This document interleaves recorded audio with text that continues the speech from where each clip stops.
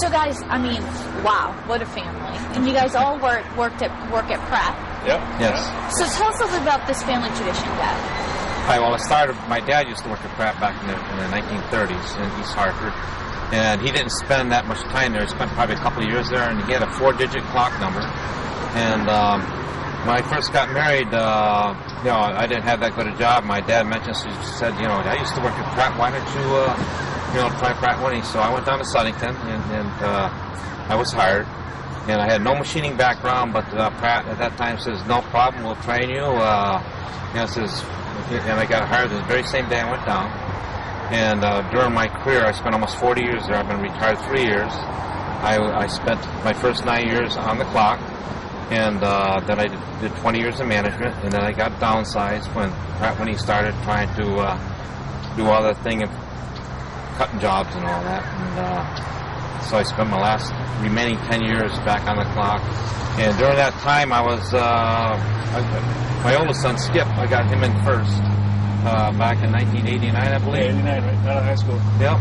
And during his career, he got laid off once, I believe.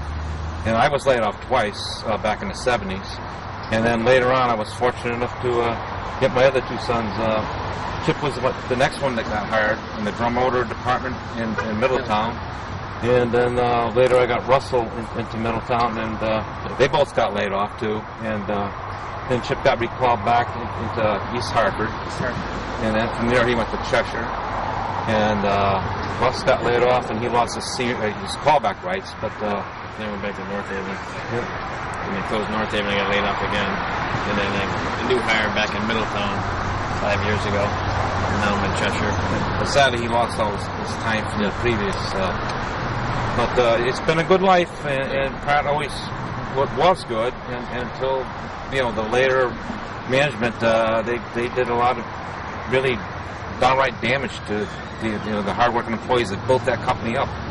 And Pratt Whitney's roots are in Connecticut, and to think that they want to move this overseas to Singapore. President Obama during his campaign, which the IAM strongly supported, said that he would put an end to this damage that NAFTA and CAFTA have done, sending jobs overseas, and it's killing jobs across the whole United States. And since President Obama made these promises, we're hoping that since the IAM supported him, that he'll come across and help the poor guys here and keep Cheshire and East Hartford facility open. What did you guys think when you heard about this latest announcement? Sounds like you've been through a few layoffs. Yeah, it'd be my second time because I was in Sullenton at the time. They closed, I think, in 92, and I lost my job for 5 years. And then I got rehired back in 97 to Middletown. Then I transferred to Cheshire 7 years ago.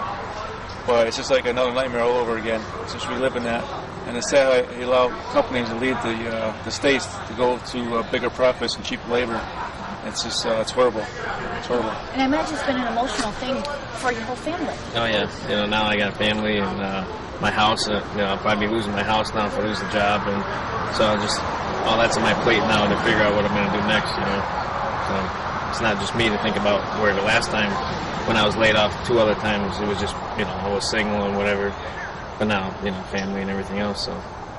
Yeah, Cheshire came as a shock because June we had cake, best month ever since they opened in 91. And, $100 million $100 million for the month, and in July they said we're closing the plant.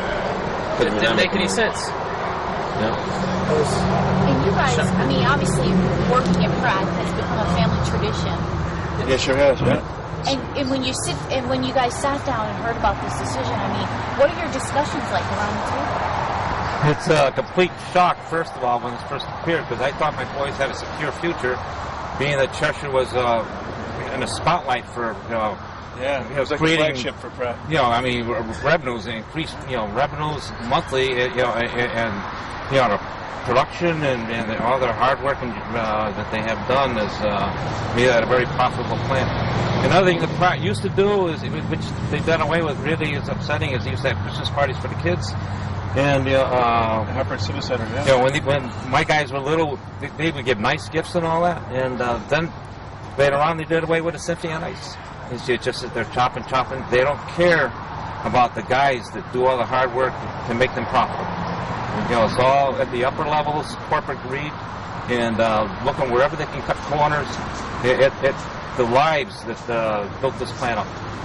You know, it's just not right. I think sometimes it's rare to see a whole family invested in a company, working hard, following a tradition. You said your dad started in the 30s. Yeah, back in the 30s. Yeah. Was it something you were proud of? You are proud of?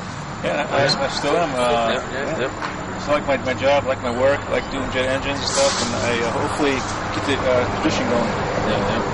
Keep on turning the wrenches. Did you think your son was going to work as fast? Yeah, most likely, yeah. That's what I thought, you know. I mean, when my kids were young, we used to have family open houses, and at that time when my kids were small, I said, "Dad, someday I'd like to work here," you know. And the dream came true, and I'm just hoping the dream will continue. Yeah, that would be nice. And maybe for this little guy too. Anything else you guys wanted to say? No.